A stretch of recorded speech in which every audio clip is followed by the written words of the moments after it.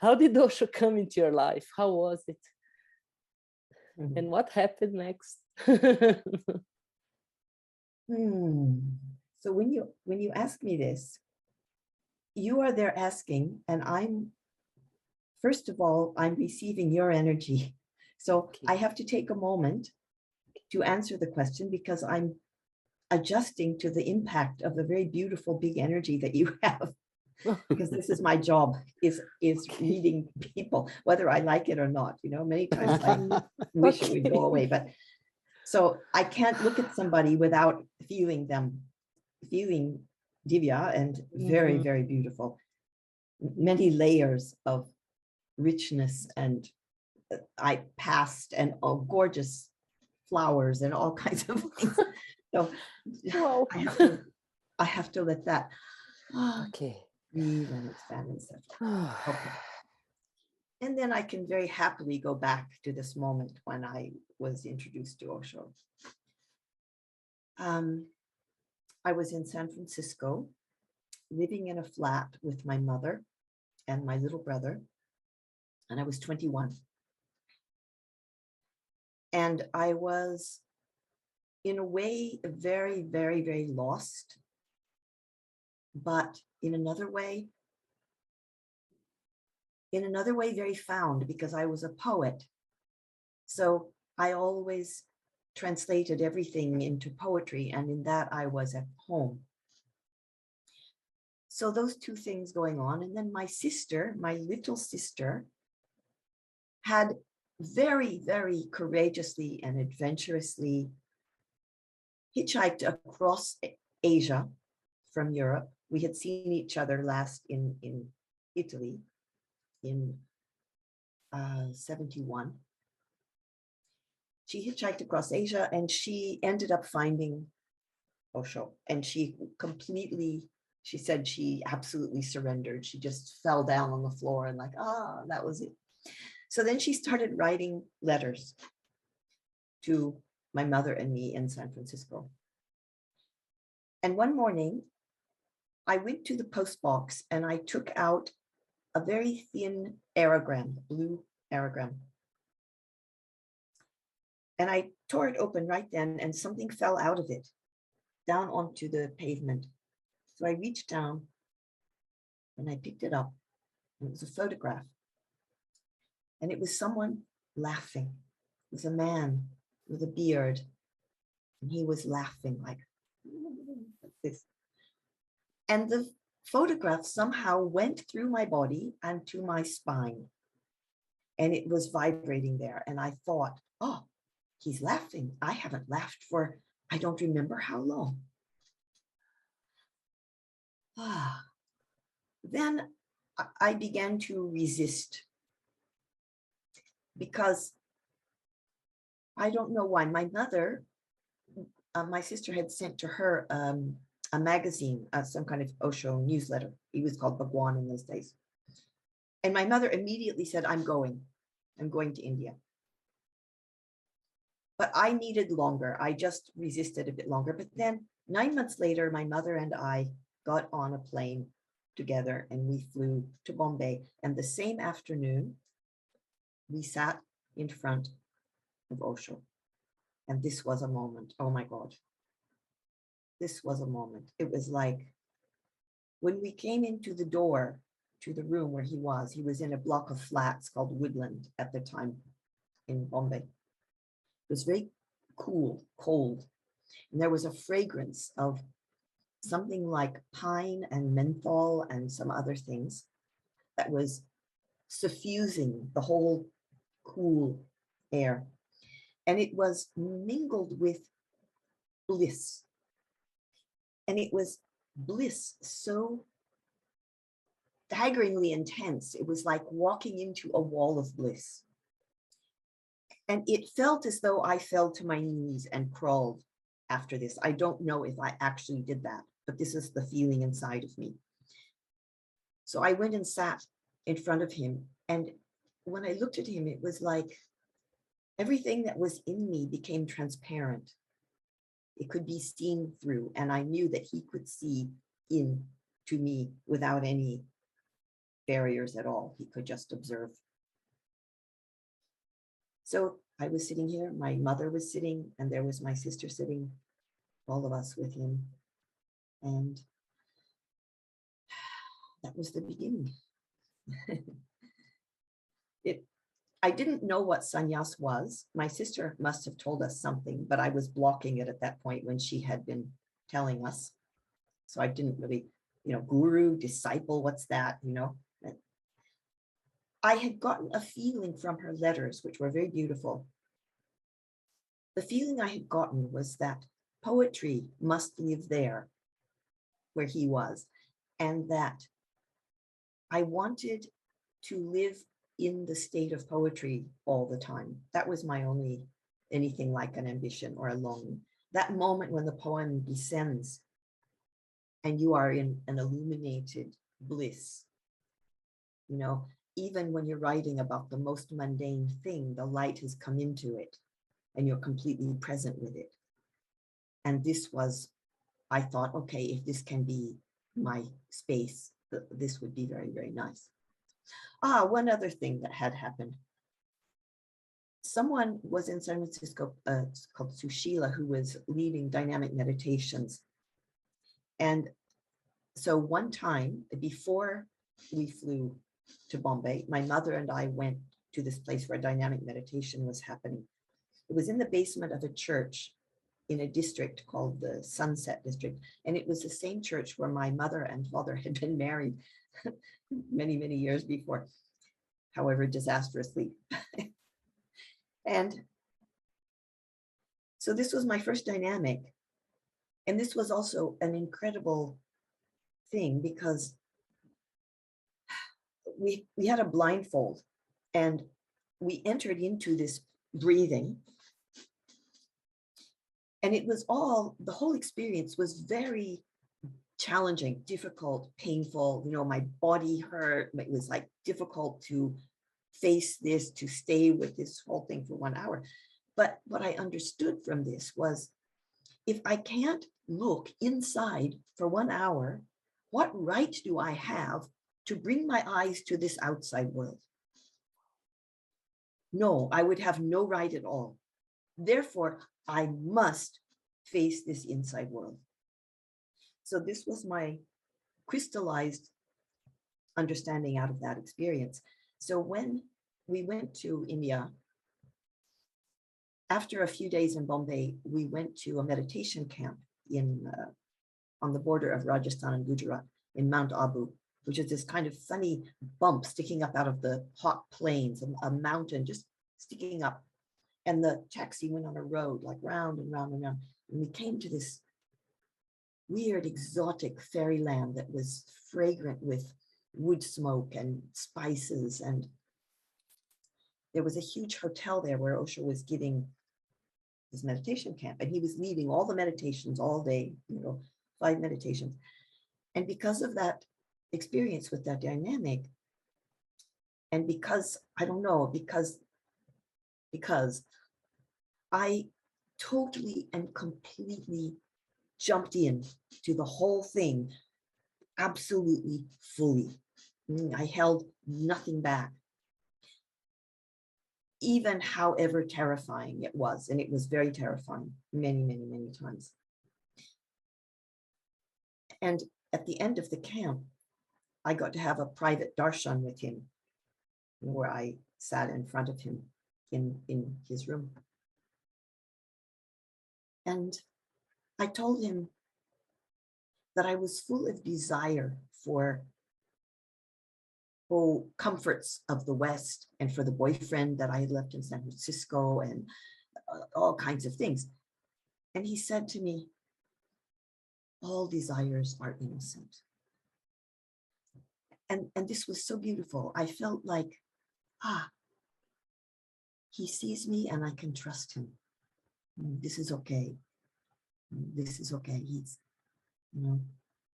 And then he told me I didn't have to wear orange when I went back to San Francisco, because I'd been worried because I loved clothes and I didn't want to wear orange. And he said I didn't have to. I never heard of him telling anybody else that they didn't have to wear orange. And what we stayed 6 weeks that time. And part of me was terrified, so frightened of this feeling that I had been broken open. Really, just like you would take a fruit and drop it on the ground and it would split, like that. And it was as if everything that had ever happened in my whole life had been completely challenged. None of it was real. It was just, who knows what it was? It was just, So the only way I could have anything of control to keep myself from being totally terrified, I stopped eating. And this was the beginning of a time of anorexia that lasted for maybe 8 or 9 months only, because I came back then. My mother and I went back to San Francisco, and I didn't eat. I got very thin. My boyfriend hated it. Only 4 months later, a friend inherited some money, and she phoned me and said, I want to go to India, and I don't want to go by myself, and I'll pay your ticket if you come with me. And actually, she said half of your ticket, but she said you can pay me the rest later. So within 2 days, I had just packed a very small bag and just a little tiny thing. And I simply left everything. I had a flat and many clothes and a car and everything. I just abandoned it all. And I got in, I was 21, I was like, Okay. my mother and my boyfriend ended up taking all the care of all that stuff that I'm, selling things and all like this. And it was so amazing. We landed in the monsoon and we went back to the flats where Osho had been living, and he wasn't there. And a man came out of the nearby apartment and said, oh, he's gone to Pune. So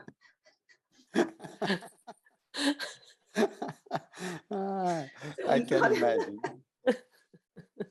We didn't know where Pune was at all, but so we went down to the train station and we queued up and we bought a ticket, and then we went on this train, and then we got out and there was a rickshaw, and we said, ashram. And the driver knew exactly where to take us. He took us, dropped us off in the rain. We walked through this gate, and there were some buildings there, and there was nobody around. This was July 1974.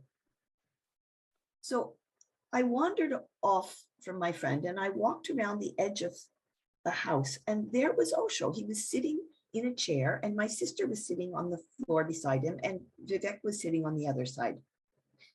And I just walked up to them, and I had not told my sister I was coming. I wanted to surprise everybody. And Osho smiled, and I just sat down. And he didn't seem surprised at all. And within 1 week, I knew I'm never leaving. This is it. This is my chance to save my life. I had intended to stay 1 month. I knew I was never going to leave. So I was there for 7 years that time. And then I was at the castle in New Jersey with him, and he took me on a ride in his Rolls Royce one day. That was, wow, what an experience that was. And then I was at the ranch, and then after the ranch, California for a little while, and then Pune 2 and Pune 3, and yeah. So Madhuri, yeah. You said you went first to Woodland, in Bombay. In what moment did you take sannyas? What is the meaning? When I took sannyas. Okay. Yeah. So when my mother and my sister and I were sitting there, and first was chatting with him in this very friendly way, because, they were already good friends by this time. And then he was paying attention, I think, to my mother, and he was very loving to her, and he gave her a mala and a name and chatted with her. And then he turned to me and he crooked his eyebrow and he said, so many rings? Because I had a ring on every finger. I had all kinds of rings, mostly turquoise and silver and stuff. Mhm. Okay, so many me. And then he said, ready for sannyas? And I didn't know what it meant, but just to be polite, I said, okay. I was only being polite. Wow. Okay, okay. So he put this thing over my head. And as soon as it landed on my body, this weird thing started to happen. Oh, and then he wrote the name. He never explained the name to me. I really wish he had explained it one time. My sister told me what it meant, but the full explanation I would have liked. Then my feet began to burn and tingle, like electrical shocks were going through my feet. And my third eye, and I didn't know I had a third eye. I didn't know what it was, but it was like a pressure and a burning feeling like this. And when we went out and we got in a rickshaw and we went back to this place we were staying with some Indian disciples, it was so uncomfortable. You know, it was like, and my feet, and I was like, you know, like this. So a couple of days later, I thought, you know, this mala is really bothering me. I'm going to take it off. So, you know, I took it off and I put it, and this is still the same one.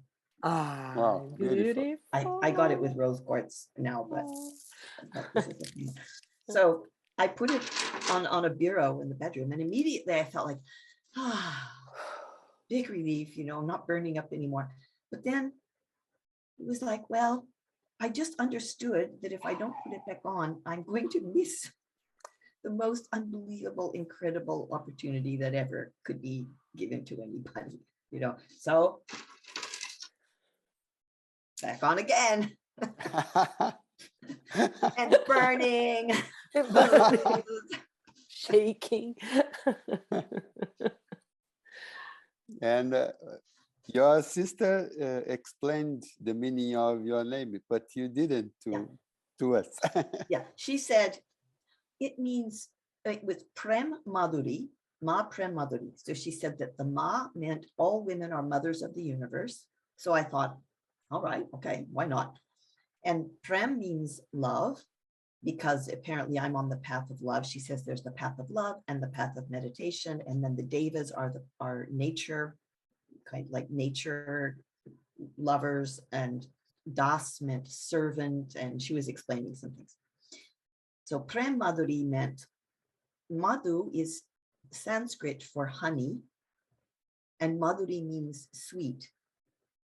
So she explained that although the surface of me was very tough and brittle, my interior was really very, very sweet. And that's why he had given me this name, because then I would understand someday what my real sweetness was. Because my sister likes to teach, you know, she likes to be very, she knows things and she wants to tell you them. So she explained all this in, you know, in a very friendly way. So yeah, it was okay. It's a little difficult for people to say, but if I always explain to people, you have to waggle your head to say it right. Madhuri, Madhuri. Madhuri. Madhuri. Indian way. And Indian then way. later somebody explained to me that there's some meanings to Madhuri, that it's a tantric name that means the bee that gathers honey from many flowers. And another meaning is of sweet speech, that it has some connotation of the tongue, of sweetness on the tongue. So I don't know, though. He didn't talk about it. Okay. And how was your work in Pune 1? Well, the first year, I meditated 8 hours a day. And I did all the meditation camps I did 13 meditation camps in a row. There was every month, 10 days meditation camp with 5 meditations a day and discourses. So I did 13 of those. And in all that time, I missed only one meditation, which was one dynamic. And otherwise, I did all of them. After all of that, he invited me to start working. And Well, no, it must have been in the middle of that because I started working in December of 74 and I had arrived in July. The work I did was to clean in his house, in Lao Tzu house. I was cleaning the corridors. There were these red flagstone corridors. And I also cleaned all the bathrooms except the one in his room. I started out cleaning, and I think one other, and also not Vivek, but I cleaned Lakshmi and Mukta and a big one down at the end of the corridor that the people who worked in the kitchen used, and also a really disgusting one that workers were using that was outside, that was lots of mud in it and smelly and things. And another little one that was beside the stairs. So I cleaned all that for, I think, about a year and a half. And it was really, really a wonderful thing. Like when I was cleaning in the room, just above his room, the energy coming from him up through the floor was so strong. I used to lie down on the floor of that bathroom and just, and then I wrote a poem afterwards, because and actually I wrote quite a few poems from that cleaning time. I really enjoyed the floors on my hands and knees, and I used to polish the floor with this stuff called mansion polish that was left over from the British Raj, which had a very nice smell. And I think what was so impressive to me was that everything was already clean. So you were cleaning it, but it was already clean, and you were making it really staying completely clean. And this was like a consciousness metaphor. You were wiping the consciousness every day. And my sister and I had grown up in a house where there were 7 children and one very, very exhausted, angry mother who shrieked and freaked and never did any housework except cooking for us because she said it was like sweeping back the tides. With 7 children, it just, you clean something and it's immediately destroyed. Mm-hmm. So she didn't clean. So we grew up in a chaos, a filthy, dim, grubby chaos. And when I was a teenager, I had taught myself to clean because I wanted to. And I was living away from the house with a boyfriend, and I just taught myself how to clean. But it was nothing like the standard of what it was in Osho's house. This was like cleaning with a toothbrush in the corners. And I'm so grateful for it. So grateful for that. It was like spiritual boot camp, and including toothbrushes cleaning in the corners, really, really a good thing to do. Dynamic meditation every day and then cleaning, like, wow, very good stuff. Wow. And then at one point I told him that now I was fed up with cleaning. And he said, I will change your job when you're not fed up anymore. So I went back to work cleaning. I was cleaning, like I'd clean all morning and then have lunch and rest, and then go back also in the afternoon and clean more and wash out the mops and everything. So it was a long job. So I went back to work, and then a few months later, all of a sudden, I was given a message that would I like to work in his library. So this was like, oh boy, library. I had also been doing a little bit of proofreading of his books too, sitting on the porch of the library with some other people, which was also really fun. But then I got to work in the library. The work I did in the library, I wasn't in charge of anything. That was being done by an Italian woman named Lalita. But I had to buy books for him because he read this many books every day. Wow. And he really read them, he would underline and he would draw pictures in the front, and, he really read them. So I'd have to go out in a rickshaw to certain bookstores and choose piles and piles of books. And he liked books about religion and philosophy.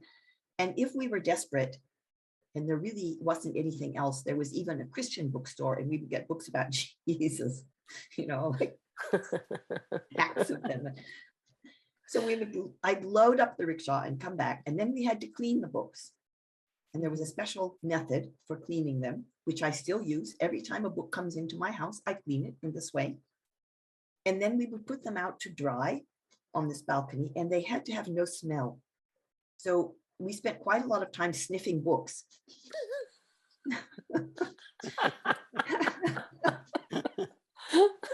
And disciples in the West would send boxes of new books, and those were the really stinky ones, because the ones that were in India had been sitting around for years already, so they didn't stink so much anymore. But the new ones from America or England were very smelling of ink and dyes on the covers and things like that. So we would have to air them out, and sometimes they could never be sent into him because they never stopped stinking. Okay. But anyway, we'd put a whole stack outside his door, and the next morning, most of them would come back out again. He would just keep the ones he liked. Most of them would be out. I would have to take them back to the shop and get some more.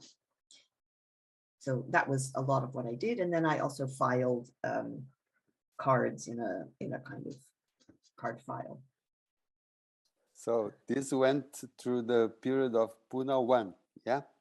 Yeah. And how about in the ranch? When did you start reading, not books, but people? Oh, okay. Well, actually, there was more work in Pune 1 too. I'll just say a little bit more about that work. At a certain point, Osho told me that I was sent a message that I was now in charge of the newsletter subscription office, that it really needed tidying up. It was a mess. And there I really found my place, because it turned out I was very good at organizing stuff and cleaning stuff up. And I was a very friendly, kind boss. There were a lot of people working there, and I was a very, very friendly sort of boss that didn't give people a hard time. So people liked it. And I cleared that whole office all up. And I had a tremendous fun there for, I don't know, it was 3 or 4 years. So that was a really nice job. That was almost till the end of the 101. Okay, so when I started reading people, when I was a teenager, actually, for some reason, when I was about 16, I bought a little book in the supermarket for 39 cents on palm reading. And I read it. And so then I started looking at some people's palms, and I quickly realized I was giving palm readings in a kind of a fair once. And I quickly realized that when I looked at the hand, I saw pictures coming out of the hand. And yeah, and energy. I just saw energy. So I did a bit more with that. And then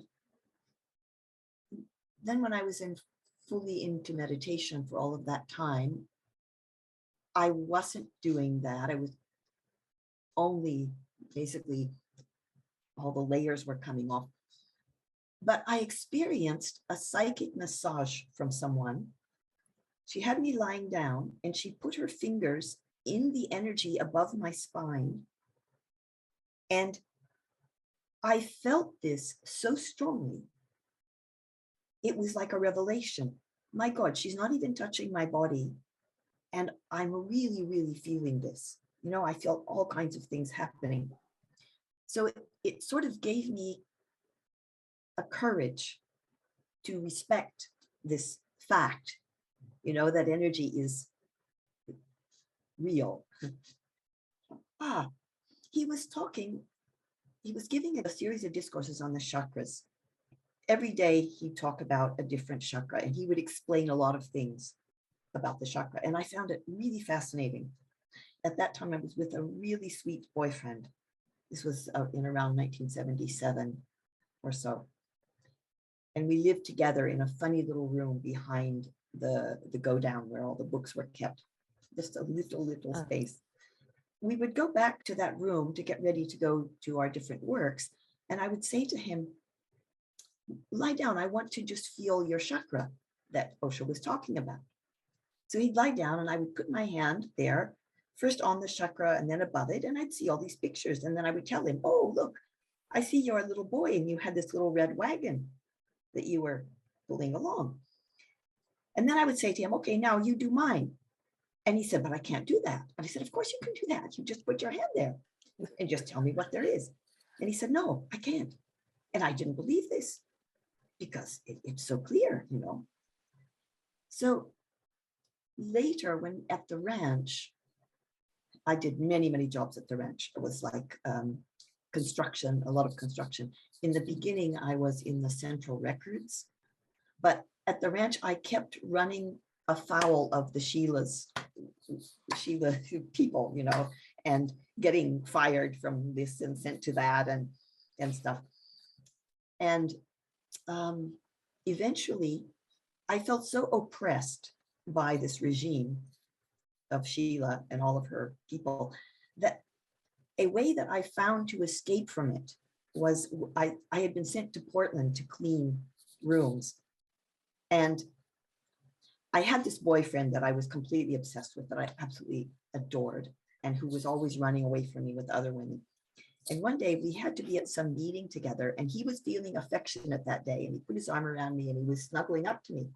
And I saw Sheila look at us, and I knew that the next day I will be sent to Portland to separate us. I just knew it. And exactly this happened. The next day I got the message, you go to Portland and clean. So when I was there, I felt that my longing for depth, for spirit, for, in a way, for meditation, because we weren't really meditating anymore. You know, work was supposed to be everything. It was supposed to be our worship. And it wasn't feeling like that to me. You know, it wasn't. It was, okay, maybe a little bit, but mostly I was just feeling sort of lost, and I was putting all my energy towards love affairs. But somewhere I was full of longing. So I asked some person if it was okay if I would read their chakras. And they said, sure. So they lay down and I read their chakras. And I discovered that when I was in that world of reading energy, I could fly. I just felt completely at home. You know, this is where I live. I could navigate, I could swim, I could fly, I could dance in the air, you know, the air of the energy. So it would take like an hour and a half or 2 hours, because what I would do, I'm not only reading, but whatever energy I saw that felt a bit loaded, like something is in it, some unconscious thing, I would step into it and become it and let it move through my body and let all the sounds come to express it utterly and totally, 1,000%. So I was cathartic for that person, and I made it my job. It felt like it was my job to move through every detail of that person's energy through all their chakras in that way. So, you know, 100 episodes of utter let go into energy, shouting and screaming and howling and past lives and depths. My God. So people absolutely loved it. And I didn't tell anybody official. I kept it very secret because I had heard, like, for example, Waduda, they were trying to get her to use her psychic abilities to influence politicians in the, you know, the cities. No way I wanted anything to do with this kind of stuff. So I just kept quiet. But I had discovered that I could do this thing. And as soon as the ranch was over, I went to California, and I ended up just doing lots and lots.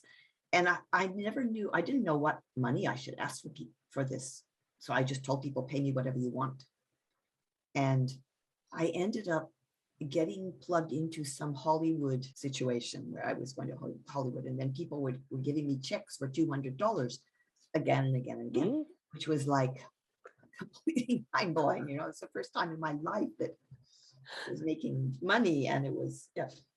But eventually, a healer that I used to go to when I was working in Japan, he said, if you go on working like this, your body will be destroyed and you could even die. And I didn't listen. And then I got a brain tumor. Wow. And then I had to completely change what I was doing. I survived very nicely. It wasn't cancer. It would have killed me, but it wasn't cancer. It was something else. You got this message from a healer in Japan. Yeah. That's what Well, you said. yeah, he held my feet. Oh, so first he said that it would, so I just went on working like that. And it's true, I would get so exhausted. If I would do like 4 of these in a row, 2 hours, sometimes longer, and sometimes even 5 of them, I felt like a hollow husk. There was nothing left in me except a massively powerful third eye that was like a muscle man. And so exhausted, so utterly and completely exhausted. I almost had to be carried out after all of that. And then in 2000, I saw that same healer. Working in Japan was very, very hard. They work people to death. And our only respite was to go to this wonderful healer. He held my feet and he said, you have a brain tumor. It's very small and it's not cancer, but you should get it seen to. And I thought, this is bullshit. I don't have brain tumor. Ridiculous. These psychics, they can really be full of shit. And I forgot that he told me. And then 3 years later, I was coming out of the anesthetic in Pune, where I had just been having the surgery to take it out. And I remembered, oh my God, he told me I had this thing. I didn't even remember. And I'd gotten so sick. I was sick, so sick for like 2 years. And I never remembered that he'd said I had a brain tumor. I didn't know what it was. So there was a process eventually. It was like I entered into meditation totally. I used every particle of will that I could find to push. Osho once said that meditation was like you take a spring and you push it against the wall. You push and you push and you push until finally you have it all the way against the wall. And then at a certain point, you let go of it and it goes boing.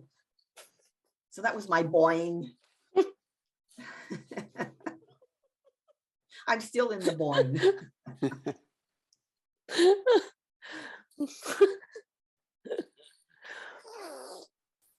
I do really my best to respect the boing. And it's amazing how people still try to get you to push, to use will, to, if people try to sell you spiritually correct ideas and tell you that you have to do something and you have to be something and you have to try this and you have to blah, blah, blah, blah. Just look at Facebook, and you're going to see all kinds of instructions on how to improve your spiritual state. And for the last few years, I have just been like, no, bye-bye, go away. You're not interested at all. I'm in the boing, fuck off. Totally. And what more?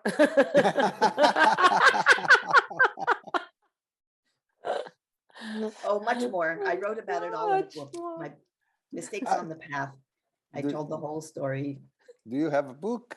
Yeah. Mistakes on the Path. I published it in 2019. And I have to tell you, everybody absolutely loves this book. I have 14 pages of accolades, of praises from people that I typed over these years where, oh, thank you for writing this book. I'm so happy. I'm reading your book and I'm so happy. So it was a huge fulfillment for me to tell my story and to have it received with so much love. I was afraid some people would get angry at me for something, but nobody got angry, not one person. So this was just amazing because I wrote about all the boyfriends and everything. Madhuri, yeah. How can we find your book? Amazon? It's very easy. It's on lulu.com. and also Amazon. Amazon. But Okay. Lulu.com gives me royalties every month. Okay. Amazon doesn't pay almost anything. Okay. So we look for Madhuri there. So how was it for you, the difference of Pune 1, the ranch, and Pune 2? Yeah.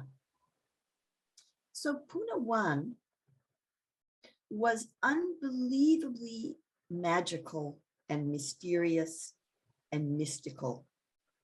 India was still in this Indira Gandhi kind of isolation. So there wasn't so much Western stuff or Western influence. So it was really like going to a completely different universe to go there. And then the commune was such a close contact with Osho. He was talking all the time, every day.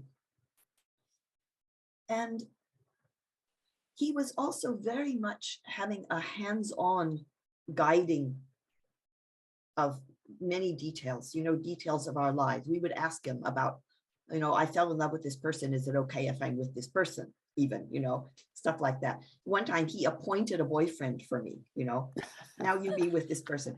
And it was great fun. It was a good thing. But yeah, it was like that. And very esoteric, magical, weird things happen, strange experiences with no explanation. I wrote about them in my book. Lots of esoteric stuff and not so many people. Then more people came. Then when we went to the ranch, oh yeah, and a lot more diseases also, hepatitis and dengue fever, and we still didn't have good water, and oh my God. Anyway, the ranch was a completely different thing. In my opinion, America is a place that makes people insane. It's too big. It has been accustomed to violence. It's not human scale. So much violence has been done in every country it has.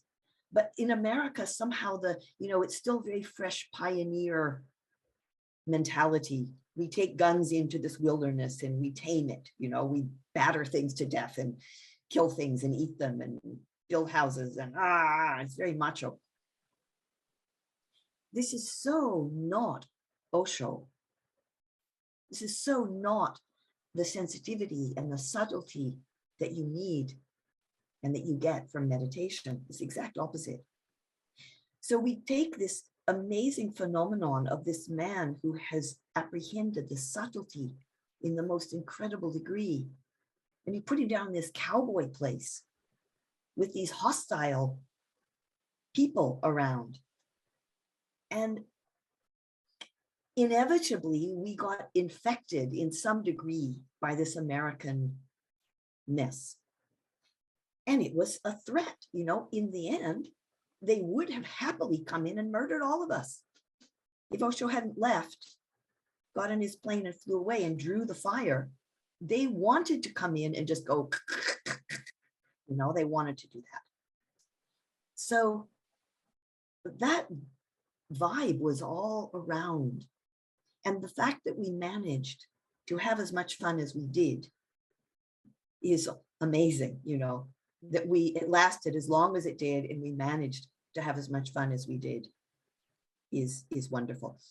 I see it as a 4.5-year crash course in power trips that we could benefit from, because the people who were interested in power had their arena in that place, and they did their thing, and they got very nuts and very controlling, and they took speed. They were taking speed, and then they took downers to sleep, and they got deranged. I know, because I was a coordinator for quite a while, and I had to go to these meetings with Sheila and stuff, and it's all in my book. When it all broke, what was so amazing to me was that all the power tripping people left by themselves. Nobody had to kick them out. They just split. And this was a wonderful sense of the beauty of non-doing. you just be yourself, and eventually the assholes will leave by themselves. Good. You don't have to kick them out. So I personally didn't have a utopian dream. Many people were very invested in a utopian dream. Now we're building a city and we will all live here together and we'll have a wonderful time. I didn't expect this. I knew America is not going to let that happen. And it didn't feel like the right place for that kind of thing. And anyway, I'm not a very civic-minded soul. I'm a poet. It can be different. Some people are civic-minded and poets, but I'm not. I'm just a poet. So I wasn't really disappointed that it was over. I was shocked, but I wasn't disappointed. Instead, when we went out into the world, I was really just waiting for when I could go back to be with Osho. But I wasn't attached to it at being the ranch, not at all. So then when I went to Pune 2, and that was in 87, it was really wonderful because the power trippers were gone. Everything felt really soft. We were being treated like grown-ups. In a way, in Pune 1, we were children, and Osho told us what to do. In Pune 2, he wasn't really telling us what to do anymore. We were expected to be grown-ups. In Pune 1, I had lived in the ashram. In Pune 2, at the beginning, I rented a flat nearby, and we could wear whatever clothes we wanted. And nobody was telling us what work to do. We could choose ourselves what work we wanted to do. And the other thing that happened that was really amazing, different new therapies and meditation techniques and were being developed by different people, therapists, psychologists, different people in the commune. Kavisha started the mystery school, which was a very esoteric faculty. And I soon started leading a psychic palm reading group in the mystery school, which was my beginning of teaching my psychic stuff, which was an incredible job that I did there. I mean, it was like, wow, what a thing.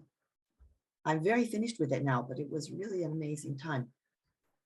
And Kavisha was so supportive.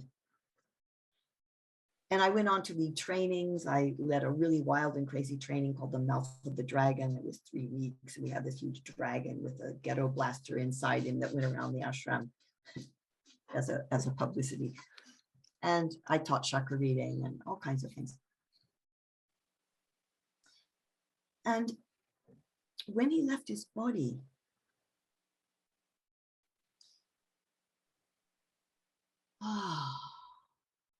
this was like the omega, the alpha and the omega. This was like the peak moment of everything. It was just, I saw him coming out when his body was on the burning ghat. The fire was crackling, and I saw something come out from him, from that fire. It went up into the sky and it dispersed all over the whole planet, and it entered into everybody who loved him. And it was like a time release capsule in each person that would unfold in their way as they lived their life. It would come into being for them, with them, as they lived. When he was burned, I sat all night there in my white robe. And in the morning, I was walking back to my flat, and I knew I had this whole creative picture of this training that I was going to lead. And it was after that that I designed the training, and I got permission from Kavisha. And it was really a wild thing. I had 27 helpers for the first one. I had set builders who made, it was like a Broadway musical, with the painted backdrops for things and costumes and everything. And for the next 7 years, I felt it as a creative explosion. When he left his body, we were in a wave of creativity that went on for 7 years, where the most amazing new things were developed because people could cooperate. There was no economic factor. Nobody had to own a thing or worry about keeping their part, you know. So people could cooperate. And just the most amazing things were developed. I was very much involved in the mystery school. And I can say without any hesitation that it was the most subtle and beautiful inner work that I've ever experienced. It was just beyond compare.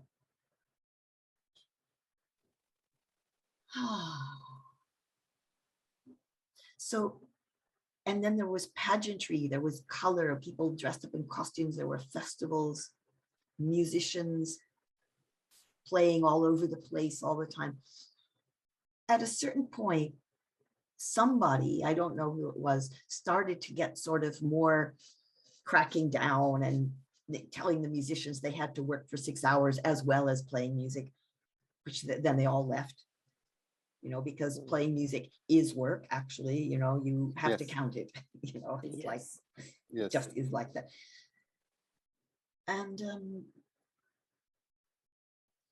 there came a time, it was in about 97, 98. I had been working at full throttle for so long. This was before a brain tumor, before that. But I had just been doing these empath healings. You know, basically it turned into like a energy healing, a psychic surgery kind of thing. Been doing this for so long and so totally. My body started telling me that I'd had enough of this phase, and I didn't listen and I didn't believe it because I was so attached to being in the commune and I was so attached to everything as it was. But then I had a long illness. It was actually a panic attack that lasted for 3 months. It's the most painful thing that ever happened to me. And I had healers of all sorts trying to heal me, and nothing worked, nothing worked. It was just excruciating. I was half in and half out of my body. Everything was gray. My heart was doing like this all the time. Finally, I got hypnosis with Madita, and she was delighted by my mental processes. She found them thrilling and fun, which was really a big help to me because it made me accept myself. Other healers had been afraid of what was happening to me. And in that hypnosis, I started saying no to things that I'd been asked to do, to things that were expected in me. And every time I said no, I came back in my body a little more. No, no, no, no. And it was a very shocking thing for me to say no. Eventually, I came fully back in my body, but I had to refuse to do some things that I'd said I was going to do. And I had to take a break. I had to go to the West and do nothing for a while. And then a couple of years later, the brain tumor came along to really, really, really make it certain that now was the time for the spring to go sproing.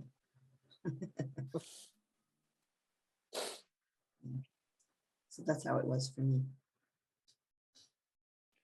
Wow, that's a strong experience. Yeah, the whole process with you so strong, and also magic somehow.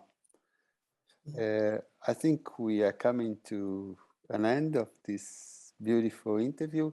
I would just like to ask you, how do you see Osho's work today on the planet?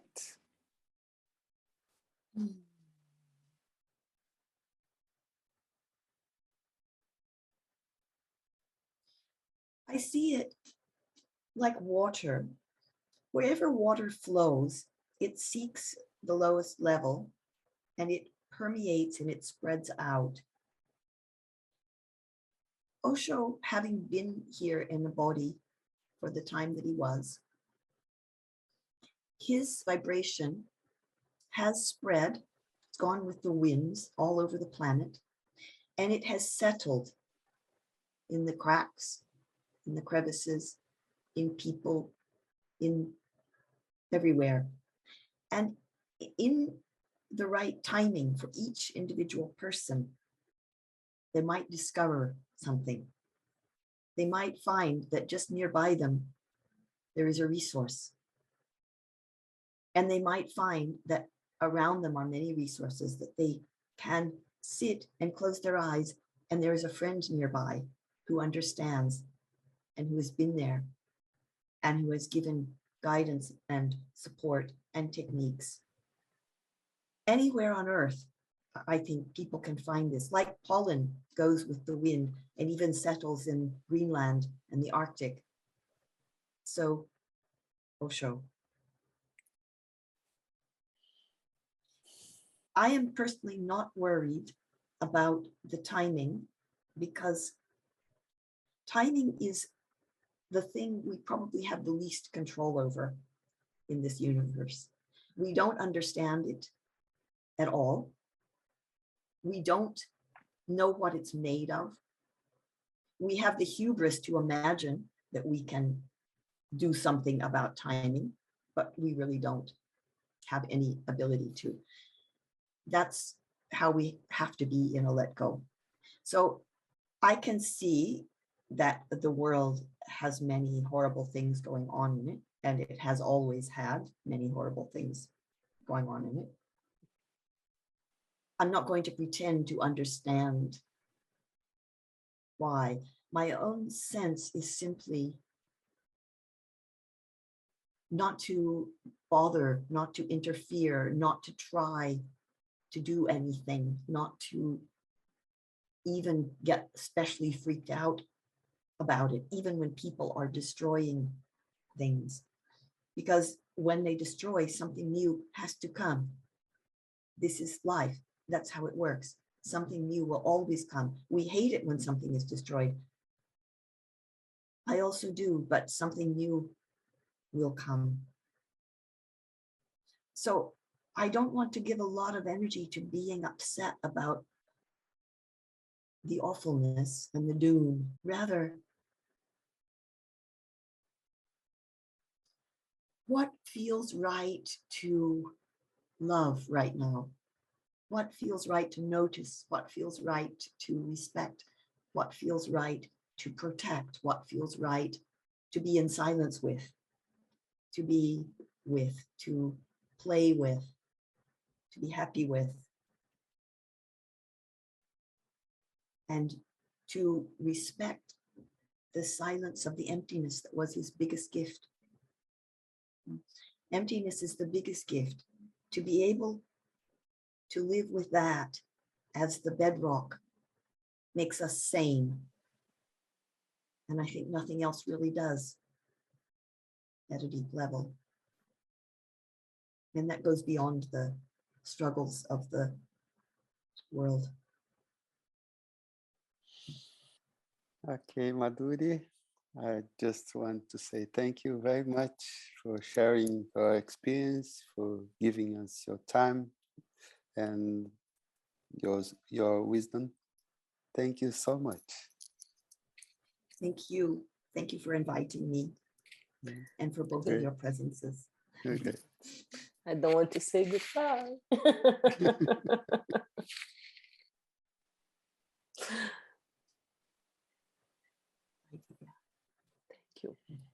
Thank you.